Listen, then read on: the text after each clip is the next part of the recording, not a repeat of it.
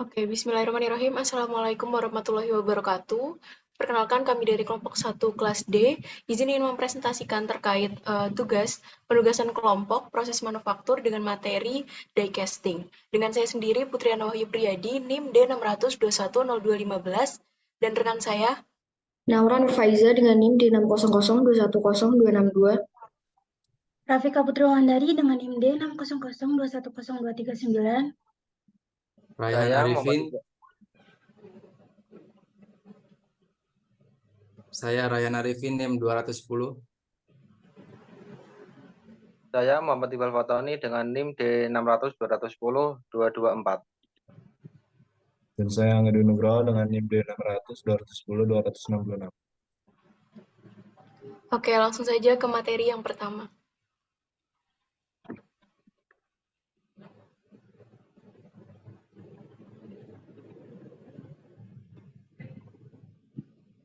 Bisa ke slide yang pertama?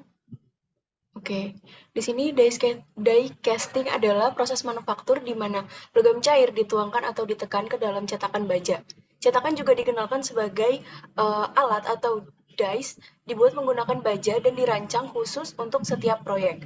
Ini memungkinkan setiap komponen dibuat dengan akurasi dan dapat digunakan berulang. Aluminium, seng, dan magnesium adalah paduan die casting yang paling umum digunakan. Selanjutnya ada keuntungan die casting. Die casting menawarkan beberapa keuntungan dibandingkan proses manufaktur lainnya. Ini adalah proses cepat yang dapat menghasilkan bagian dengan cepat dan efisien. Ini juga menciptakan bagian dengan tingkat akurasi dan reproduksi yang tinggi. Die casting juga merupakan proses yang efektif biayanya, karena cetakan yang digunakan dalam proses dapat digunakan kembali berkali-kali.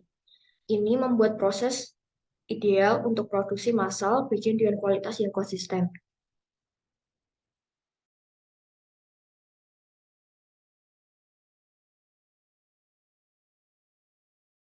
Jenis die casting. Die casting memiliki hot chamber die casting. Dalam proses hot chamber terpisah dari hot chamber biasanya logam yang tahan panas seperti baja dan dipanaskan hingga suhu tinggi untuk menjaga logam dalam keadaan cair. Sebuah piston digunakan untuk menginjek logam cair ke dalam cetakan. Logam injection bawah tekanan tinggi yang membantu untuk mengisi cetakan dan menciptakan produk akhir yang rinci dan akurat. Setelah logam injeksi digunakan untuk memadatkan logam. Logam yang telah memadat kemudian diangkat dari cetakan dan proses dapat diulang.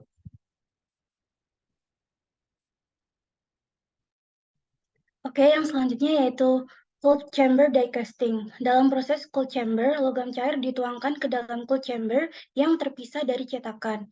Cold chamber biasanya terbuat dari logam tahan panas, seperti baja, dan diinginkan untuk mencegah logam dari memadat sebelum diinjeksikan ke dalam cetakan. Kemudian, sebuah piston digunakan untuk menginjeksi cetakan baja dan ditentukan yang dirancang untuk menciptakan bentuk yang diinginkan dari produk akhir. Logam diinjeksikan di bawah tekanan tinggi yang membantu untuk mengisi cetakan dan menciptakan produk akhir yang rinci dan akurat. Setelah logam diinjeksikan, cetakan didinginkan untuk memadatkan logam. Kemudian diangkat dari cetakan dan proses dapat diulang.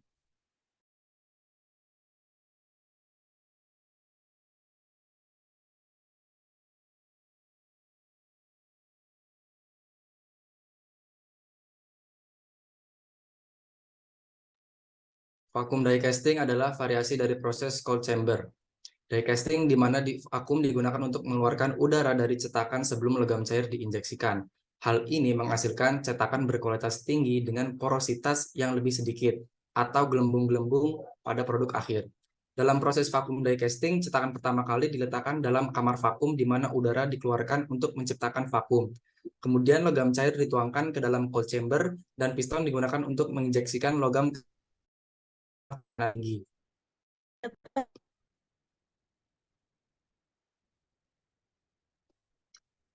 Selanjutnya adalah die casting. Di sini beberapa keuntungan dari hot adalah die casting meliputi tingkat produksi, kemampuan dan finish permukaan yang baik, namun ada batasan dapat digunakan seperti aluminium, dan proses ini berbahaya dan memerlukan pengelolaan yang hati-hati logam cair.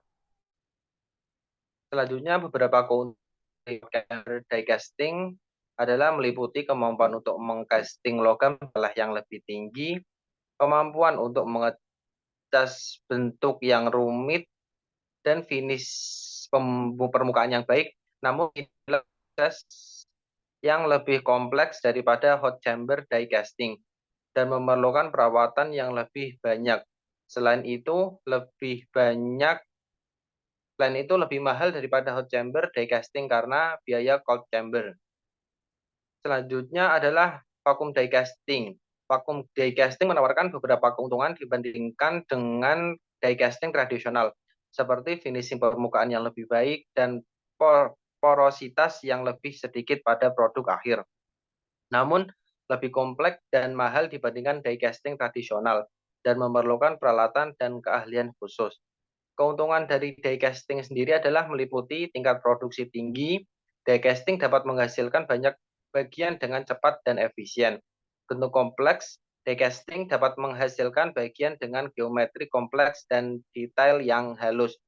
Finishing permukaan yang baik. Cetakan yang dihasilkan melalui die casting memiliki permukaan yang halus. Selanjutnya adalah kerugian. Kerugian sendiri meliputi biaya awal yang tinggi, adalah biaya untuk membuat cetakan dapat tinggi, terutama untuk bentuk yang kompleks. Terbatasan pada jenis logam tertentu. Proses ini terbatas pada jenis logam tertentu, seperti seng, aluminium, dan tembaga. Secara keseluruhan, die casting adalah proses manufaktur yang fleksibel yang dapat digunakan untuk menciptakan beragam bagian logam dengan tingkat presisi dan efisiensi yang tinggi. Ini digunakan secara luas dalam banyak sektor industri seperti otomotif, listrik, dan elektronik, mesin, aerospace, dan lain-lain sebagainya.